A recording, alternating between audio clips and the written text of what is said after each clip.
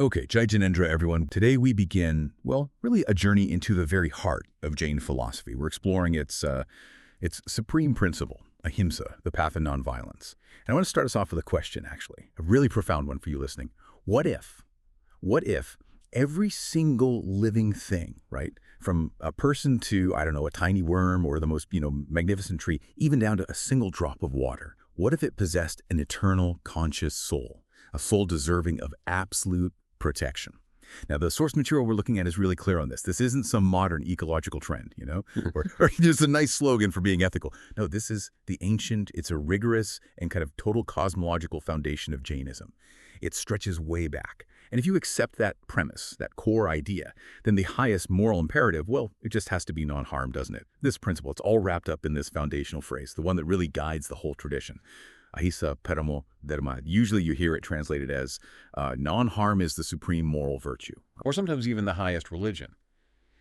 But when a whole system elevates one concept like this, calling it the supreme dharma, well, that means something huge. It's like the absolute non-negotiable law of the universe they're talking about, not just, a helpful suggestion. Exactly. That word supreme is key. Yeah. It signals that ahimsa isn't just one principle among others. It's the central, immovable sun. All the other ethical vows in Jainism, they just orbit around it. It's the axiom, the starting point from which everything else gets its necessity. For someone truly practicing, if ahimsa is violated or even just compromised, the whole spiritual structure they've built, it basically collapses. Right. Think about it like this. The other big vows people might know, truthfulness, satya, non-stealing, ashurya, non-possession, parigraha, celibacy, brahmacharya. They aren't really separate rules standing on their own. They're more like the necessary extensions or maybe the detailed methods you absolutely need to follow to successfully, rigorously implement ahimsa. Ah, okay. So they all serve ahimsa in a way. Precisely. And our mission today for this deep dive is really to get past that simple definition of nonviolence. Just don't hurt people. Yeah. We need to understand the deep philosophical bedrock that supports this universal law. Why is it so central? Okay, so let's get into that bedrock. What is the foundational philosophy that makes ahimsa, you said, a cosmic necessity, not just a nice ethical idea? It's rooted, as the sources say, entirely in the Jain doctrine of jiva. Jiva, meaning the soul, or life force. Can you unpack that for us? What does this doctrine tell us about the universe that demands such absolute reverence for life? Right. So the Jain perspective fundamentally asks us, demands that we recognize a pretty staggering reality. It's the idea that the entire universe is quite literally filled to the brim with countless jivas, countless souls. Just acknowledging that philosophically is the basis for everything that follows in Jain ethics. It means that every living phenomenon, whether it's obvious to us, like, say, a huge mountain range, or maybe invisible, like a tiny particle of gas, it possesses a soul. And that soul is inherently pure. It's eternal and it's conscious. The sheer omnipresence of this life force, it's a concept that really alters your perspective on everything. Yeah, I find that part fascinating because it's not limiting life to just what we can see or feel or what fits into our usual, human-centric biological categories.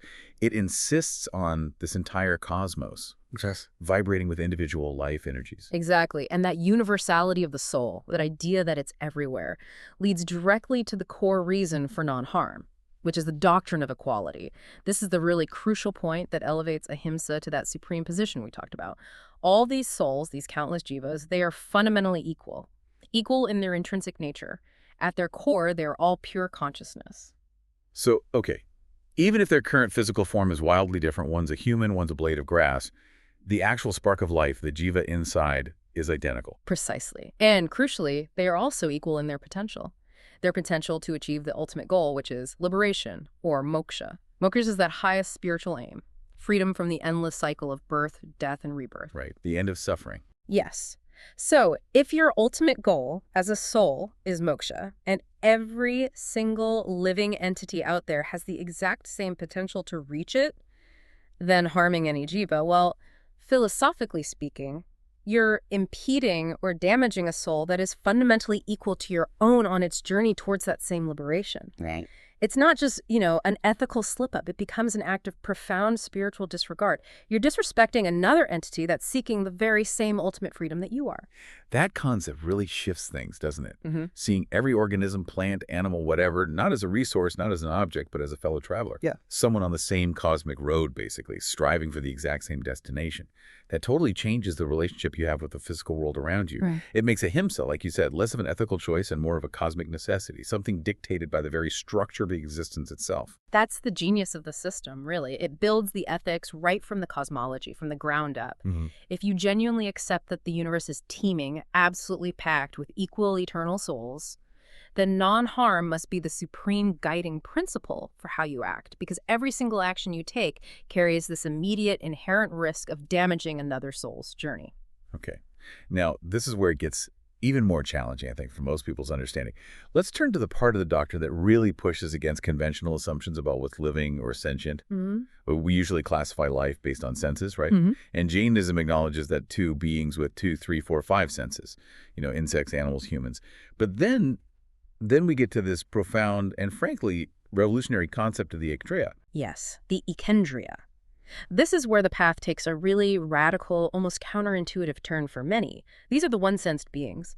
They possess only the sense of touch.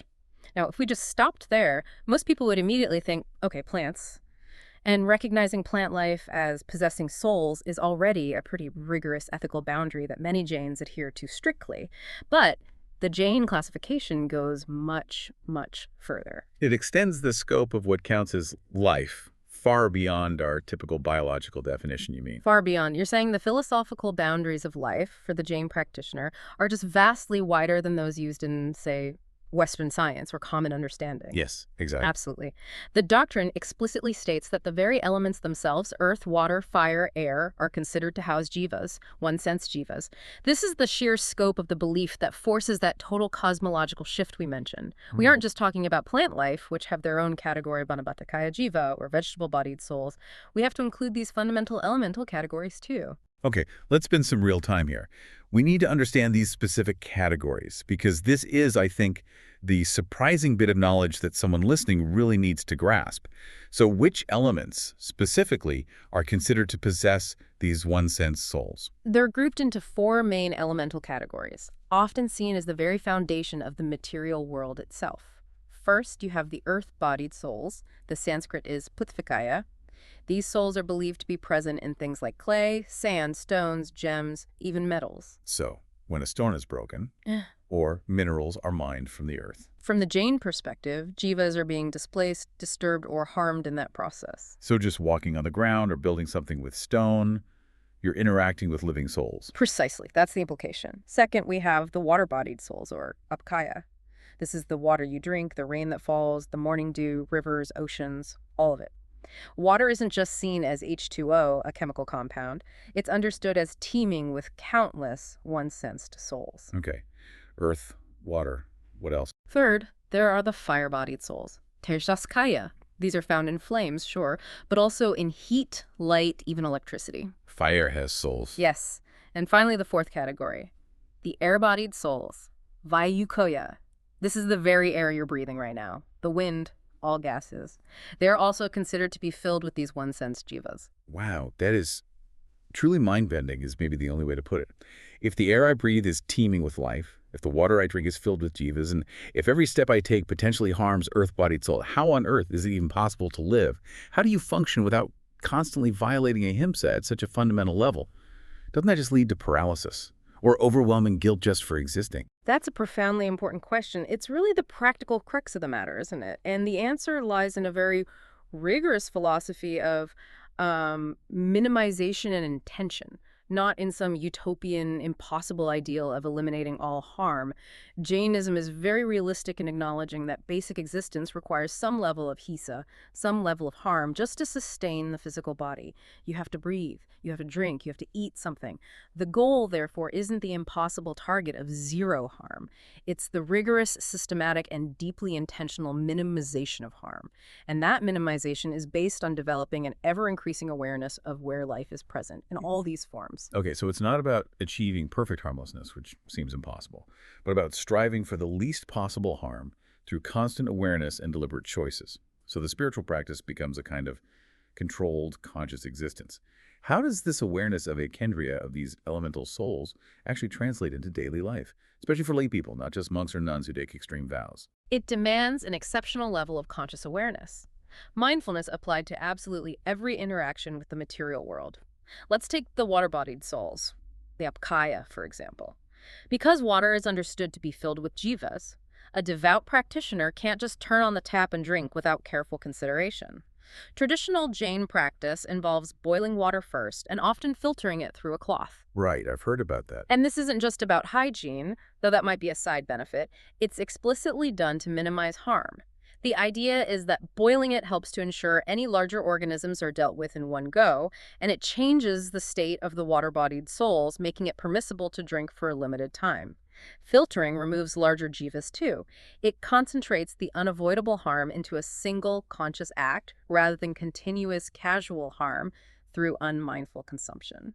And what about the practice of not drinking water after sunset? I know that's a common rule in traditional Jain households. Does that relate to the Kendriya too? It absolutely does. It relates to multiple levels of jivas, actually. The primary reason is that in the dim light or darkness after sunset, you can't see clearly. So there's a much greater risk of inadvertently swallowing or harming not just the water-bodied souls, but also tiny insects, two sensed beings that might be present in the water or drawn to it. Ah, so it's about preventing accidental harm due to lack of visibility. Exactly. It's a rule designed to eliminate a high-risk activity that stems from potential carelessness or simple ignorance in the dark. It prioritizes minimizing harm to beings with more senses, like insects, but also respects the water-bodied souls. Okay, that makes sense. And what about the earth and air-bodied souls? I mean, we're constantly interacting with earth and air. How do you manage the harm there? Well, the practice again extends to constant vigilance and minimization. For lay practitioners, there's generally advice to minimize unnecessary digging or disturbing the earth that protects the Pathakaya. Also, avoiding large, careless movements like sweeping aggressively or fanning vigorously, which might disturb or harm the Vayukaya, the air-bodied souls. Monks and nuns take this much further, of course. They often carry a small, soft whisk or brush called a raihuharan, or oga. I've seen images of that. Right, and they use it to very gently brush the ground before they sit or lie down, or even sometimes the pass ahead of them as they walk. This is done with the specific intention of gently clearing away any small life forms, insects, or even just minimizing disturbance to the earth-bodied soul, showing the deepest possible respect for all jivas, even the tiniest ones beneath their feet. It really transforms your relationship with the environment, doesn't it? It's not just about preserving nature because it gives us resources or because it's beautiful.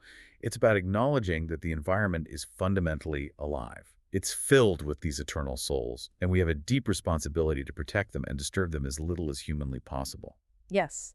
And this brings us to a really crucial philosophical distinction regarding the karmic weight of these actions. While we are compelled by the philosophy to minimize harm to all jivas, including the ekandriya, there's also a clear prioritization in practice. The emphasis is always on avoiding harm, especially intentional harm, to those beings with a greater capacity to feel and suffer. Okay, this addresses a question I had earlier. If all jivas, all souls, are fundamentally equal in their nature and potential for moksha, why is the karmic consequence, the bad karma you attract, considered worse for harming, say, a 5-sense being compared to harming a 1-sense dekendria? It feels like it could contradict that equality doctrine. It's a great question, and it doesn't contradict the equality of the soul itself, but rather it recognizes the vast difference in the experience of suffering possible within the body that soul currently inhabits. Think about it. A 5-sensed being, like a human or an animal, possesses a complex nervous system, emotions, a sophisticated level of consciousness. This gives it a vastly greater capacity for experiencing pain, fear, distress, and complex forms of suffering compared to a 1-sensed being, like an earth-bodied soul in a stone. Right. The potential for suffering is much higher. Exactly. And the severity of the karmic burden, the negative karma that attaches to your soul when you commit an act of hisa, is understood to be proportional to a couple of key factors. One is the amount of pain and suffering inflicted on the other being. And the second, which is arguably even more important, is the intention behind your action. We'll definitely get more into intention soon. So, since a higher sensed being suffers much more acutely and complexly, the karmic weight, the negative consequence for your own soul from harming it, is considered much greater. The jiva within is equal in its essence and potential, but the impact of your harmful action on its current material experience, its suffering in this life, is vastly different. This maintains the ethical focus on minimizing all harm while remaining practical about prioritizing the avoidance of greater suffering. So let's take the example of the monk walking. If they are walking mindfully, with pure intention, but inadvertently step on some earth-bodied souls or maybe a tiny, unseen microbe, that's still technically hisa, an unavoidable harm of existence. But the karmic weight is relatively minor because the intention was pure, or neutral, not malicious. And the capacity for suffering in those ekindriya is considered minimal. That's generally the understanding, yes. The focus is on carefulness and minimizing even that. But if that same monk, or anyone, deliberately or even carelessly, through negligence, harms a five-sensed animal, then the karmic consequence is devastating because the magnitude of suffering caused is huge. And if there was deliberate malice or even gross carelessness, the destructive intention adds enormously to that karmic burden. it really comes down to deep, conscious awareness then. Awareness of life's presence everywhere, and awareness of the impact of our actions and intentions. That's the essential insight. This whole deep dive into jiva and the ekendriya concept, it really shows why the philosophical foundation of Jainism goes so much deeper than, say, just ethical vegetarianism. It demands a total shift in how you see the cosmos and how you behave within it. That profound reverence for all life, extending even to earth and water, Yeah. it must fundamentally shape how one interacts with the world. And that leads us really nicely into a fascinating historical story the source material highlights, connecting this philosophy to ideas about creation, legacy, and material things. We're shifting focus a bit now, looking at how this deep spiritual philosophy guides interaction with the physical, tangible world, specifically around things like construction, wealth, and material possessions. Yes, the source provides a perfect illustration of how ahimsa, especially when linked with the principle of non-possessiveness or non-attachment, which is aparigraha, how these together redefine what we think of as success or legacy. It's the story of Chaman Raya. He was a prominent minister, a general actually, in the Ganga dynasty in South India around 1,000 years ago, and he's famous because he commissioned the magnificent monolithic statue of Gomathesh Bahubali at Shravana-Belagola in Karnataka. It's about 57 feet high, carved from a single granite hill. Right, that statue is absolutely iconic. It represents total peace, meditation, non-attachment, vines growing up the legs, because Bahubali stood meditating for so long. It's an incredible symbol. But Chamandraya, being a powerful minister and presumably a wealthy man, must have been involved in other building projects too, right? Not just this massive spiritual monument. All right. Indeed. And the story, or the lesson drawn from it, contrasts the two main types of construction that likely dominated his life and resources. On the one hand, he almost certainly built, or had built for him, a grand palace or residence. You know, a magnificent structure for his own personal sustenance, for comfort, maybe for storing wealth, and definitely as a symbol of his temporal political power and status. It would have been built with the intention of maximizing his own enjoyment, reflecting his position in the world. Okay, makes sense for a powerful minister. And what happened to that palace? The source material points out, quite starkly, that it's entirely gone now, vanished into dust and memory, maybe some archaeological traces perhaps, but essentially gone. It served its purpose, presumably, for one lifetime, satisfied one man's ego, maybe his family's comfort, for a few decades. And then, like all things built purely for the self, it eventually dissolved. Now contrast that with the colossal Bahubali statue he commissioned. That wasn't built for his personal use or consumption. It wasn't designed to house his wealth or boost his political power directly. It was conceived and executed as an enormous monument of devotion, a source of spiritual inspiration, and a focal point for the entire community's spiritual upliftment and practice. The intention behind it was completely different. Completely different. It was selfless, dedicated to Dharma, to embodying the ideals of renunciation and peace for others to witness and emulate. And that statue, it's still standing today, isn't it? 1,000 years later. It's immortal, revered, absolutely central to the Jain faith, and a pilgrimage site for millions. Exactly. And the insight here connects directly back to those principles of ahimsa and aparigraha and their karmic consequences. How so? Explain that connection. Well, think about the hisa involved. Any large construction project inevitably involves some level of hisa. You're disturbing the earth-bodied souls when you quarry stone or level ground. You're using water-bodied souls in the construction process. You're consuming resources, maybe displacing plants and animals. Now, if that construction, that unavoidable hisa, is undertaken primarily for personal sustenance, comfort, ego like the palace, it accrues a significant negative karmic burden. Why?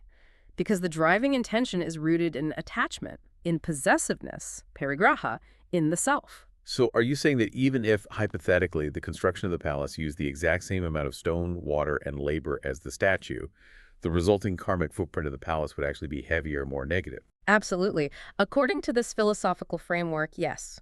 Because the intention behind the palace was fundamentally polluted by attachment, by parigraha.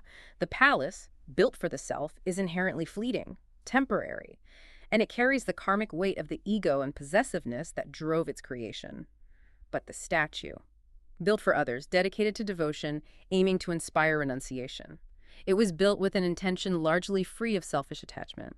That pure intention significantly mitigates the karmic burden of the unavoidable hisa involved in its physical creation. The driving force wasn't personal comfort or gain, but compassion, devotion, and providing spiritual inspiration for the collective. So the timeless insight is wealth, material possessions, things built just for ourselves, they're fleeting. They're fleeting.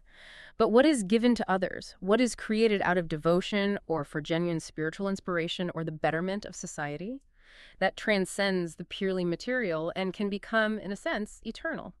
True construction, in this Jain understanding, isn't ultimately defined by its physical size or its monetary cost. It's defined by the purity of the intention behind it and by its selfless benefit to the collective spiritual journey. What we build for ourselves, as the source puts it, is maybe like a bird's nest. It serves a temporary purpose, then it's gone. Exactly. But what we create for the spiritual upliftment of others or for the benefit of society with a selfless motive, that can become an everlasting legacy. That's such a powerful message, especially today, isn't it? For anyone listening who's constantly bombarded with messages about achieving material success, building personal wealth, leaving a legacy defined by possessions, Shauman Raya's story basically teaches us, if you want your work, your life, to truly last, to leave an enduring positive mark, that mark cannot be built primarily on self-interest or attachment. It has to be built on something more selfless, spiritual contribution, societal benefit, rooted in compassion. It really forces us to ask ourselves, doesn't it? What are we spending our lives building? Are we constructing palaces of personal comfort and ego that will inevitably vanish into dust? Or are we, in whatever way we can, contributing to building monuments of inspiration, compassion, and shared spiritual growth that might serve a greater, more lasting purpose? That's a phenomenal transition point, actually, because it shifts the whole conversation from these external actions like building statues or even just avoiding physical harm to others and turns it inward, towards the inner world. This whole philosophy, this ahimsa, it doesn't just apply to grand monuments or our physical actions out there in the world. It applies perhaps even more importantly to the inner life, to the life of our own consciousness. Absolutely. You've hit on the deepest and, in many ways, the most challenging level of ahimsa. At its core, it's an internal practice. It requires achieving, or at least striving for, a kind of total mental mastery. And Jainism makes this incredibly critical distinction between two fundamental types of harm, or hissa. Understanding this distinction is perhaps the single most important realization for anyone genuinely trying to practice nonviolence in the Jain sense. Okay, so what are the two types? The first one is the kind we've already touched upon, the more obvious, visible violence. Right. Drava hissa is essentially physical harm. It's the harm we cause through our words, through our deeds, through gross physical actions. It's the external, the observable act of causing injury or suffering to another being. And while it's absolutely necessary to avoid in the grand scheme of Jain karmic theory, it's considered secondary in severity. Secondary. Why? Because it's ultimately seen as just a manifestation, a symptom, if you like, of something deeper. Okay, so what's the deeper cause? What's the root? That brings us to the second type, which the source describes as the true root of all violence, and therefore the most severe form. This is bhavahisa, psychic harm, or, perhaps better put, the violence of intention. Bhavahisa. Wait. Psychic harm, violence of intention. Okay, unpack that for us. This concept is incredibly rigorous and quite profound. Avahisa is the violence that originates and can reside solely within our own heart and mind. It's the whole complex of destructive internal states, often called the kashayas or passions. Things like anger, arrogance or pride, deceitfulness, greed, malice, resentment, all held internally. And crucially, this is the key part. This form of violence is considered to be committed and to generate negative karma, even if the harmful intent is never actually manifested physically or verbally. Wait, so Just the act of thinking a deeply resentful thought about someone, or feeling intense anger towards them even if you don't say or do anything, that itself is considered a severe form of violence. Yes. More severe in a fundamental karmic sense than maybe accidentally causing some physical injury, provided that accident had absolutely no underlying malice or destructive intent behind it. Precisely. That's the radical implication here. We need to understand the mechanism from the Jain perspective. This inner violence, this pavahisa, directly and immediately stains one's own soul with negative karma. It obscures the soul's inherent purity. Think of it like this. Dravhisa, the physical act, is like the smoke that we can all see. But bhavahisa, the negative intention, is the fire that ignited that smoke. Okay. Now, even if that fire is contained, let's say you have a furious, malicious thought, but you manage to bite your tongue, you control yourself, you don't act on it outwardly, that inner fire, that internal state of malice or anger or greed still generates negative karma. It still causes profound psychic harm, first and foremost, to the soul of the person experiencing that destructive thought or intention. It harms your own consciousness. Wow. That raises a really serious question about just how difficult this path is. I mean, we're often told, control your actions, watch your words. It's hard enough. But controlling our thoughts, those fleeting moments of jealousy or pride or irritation or resentment that just seem to pop up, that feels incredibly difficult, maybe almost impossible for most people. If we are held karmically responsible for every single malicious or negative thought, how is achieving inner peace, let alone moksha, even possible? How does one actually train the mind to be constantly compassionate and free of these harmful intentions? You've identified the ultimate spiritual challenge of Jainism. It is incredibly difficult. It requires constant, diligent practice. The understanding is that the soul, the jiva, in its pure state is inherently luminous, conscious, blissful. But when it gets clouded or obscured by these negative intentions, these kashayas, these psychic violences, that accumulation impedes its natural brilliance. It binds it with karma and prevents it from achieving liberation. So the practice is about clearing those clouds. Exactly. It involves intense mindfulness, introspection, self-awareness, treating one's own mind like a garden that needs constant, vigilant weeding of these harmful thoughts and intentions as soon as they arise. It's a lifelong practice of purification. Let's try and connect this back to our own everyday common experiences, like the source material encourages us to do. Make it relatable. Think about a time maybe when a harsh word someone spoke wounded you much more deeply or left a much longer-lasting scar than any physical injury possibly could have. That verbal attack, the words themselves, that was the dravyahisa, the physical act of speaking. Right. But its lasting impact, the deep wound, was likely due to the pavahisa you perceived. Behind it, the anger, the contempt, the malice that fueled those words. You felt the intention. That's a perfect example. Now turn that same lens inward. Think of a time you felt an intense, maybe prolonged feeling of anger or resentment towards a colleague. Or perhaps just a quick flash of prideful judgment towards a stranger on the street. Even if you didn't act on it, that feeling, that judgment, it leaves a kind of residue, doesn't it? A residue of negativity within your own consciousness. Yeah, it can definitely change your mood, make you feel less good. Exactly. That residue is the direct karmic staining caused by pavahisa. It corrodes the purity of your own soul. It harms you first. So the ultimate violence, in this view, isn't necessarily what you do to others externally. It's the violence you first inflict upon your own consciousness through these negative states. The implication is massive then. Himsa isn't just about outer actions. It fundamentally demands inner purification first. It means recognizing that we have to manage the life of our own consciousness, weed that inner garden, as you said, before we can even hope to successfully and harmlessly engage with all the life outside of us. It calls for compassion not just in our visible actions and words, but in our very thoughts. A total, unwavering commitment to universal empathy, starting right here, inside. And this ties everything together, you see. All the concepts we've discussed today. If you can successfully purify the inner landscape, if you can eliminate or drastically reduce the root of violence, which is bhavahisa, then malicious dravyahisa, harmful physical actions, naturally becomes almost impossible. If there's no genuine malice, anger, greed, or deceit in your heart, how can you intentionally perform a malicious action against another being? Whether it's a five-sensed being or even towards the ekandriya, your actions will naturally align with harmlessness. So attacking the root cause prevents the harmful effect. Precisely.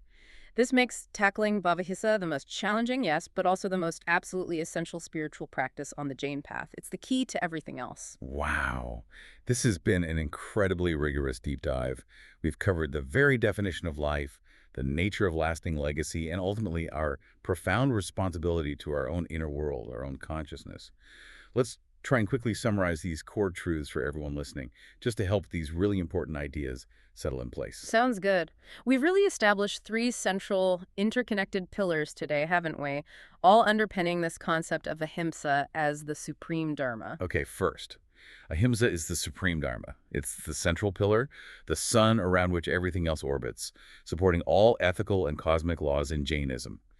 It's not just one option among many, it's presented as the fundamental law of the universe, demanding this absolute, focused minimization of harm in all interactions. Second, we explore how this profound reverence for life is deeply rooted in the belief that all things possess a living soul, a jiva, and crucially, that this concept of life extends far, far beyond our common biological definitions to encompass the one-sensed beings, the ekendriya, the very earth, water, fire, and air around us.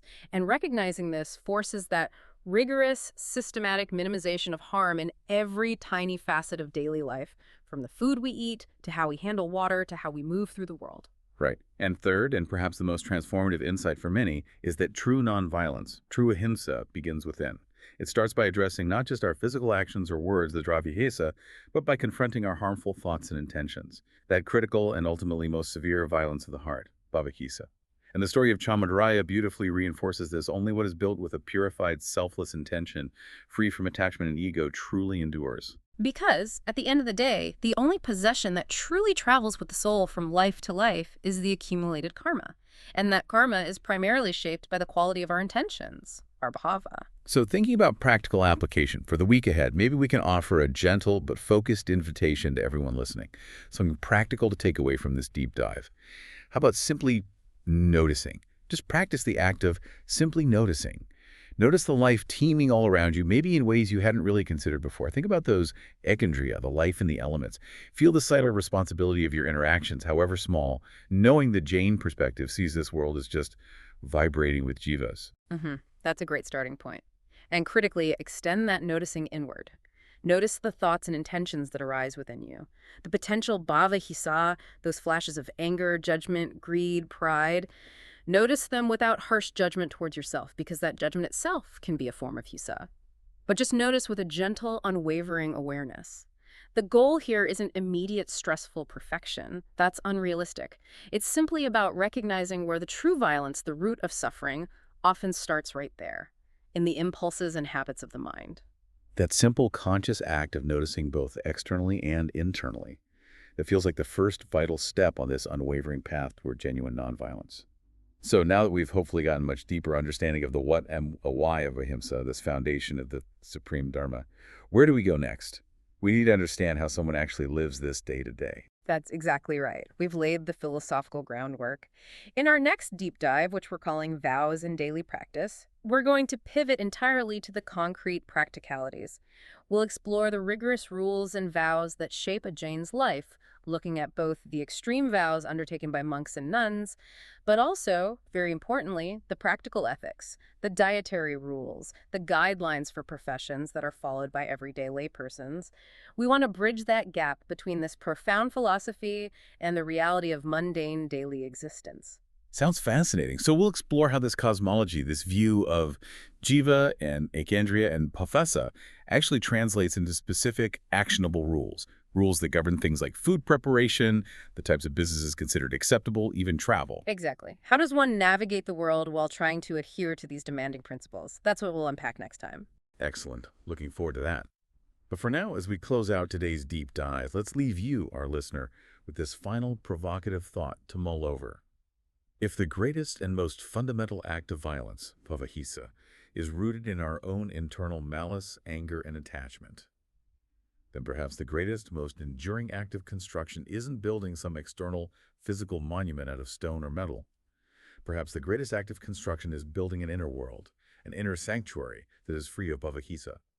Because that inner architecture, built from compassion and awareness, might be the only structure that truly stands against the corrosion of time and karma.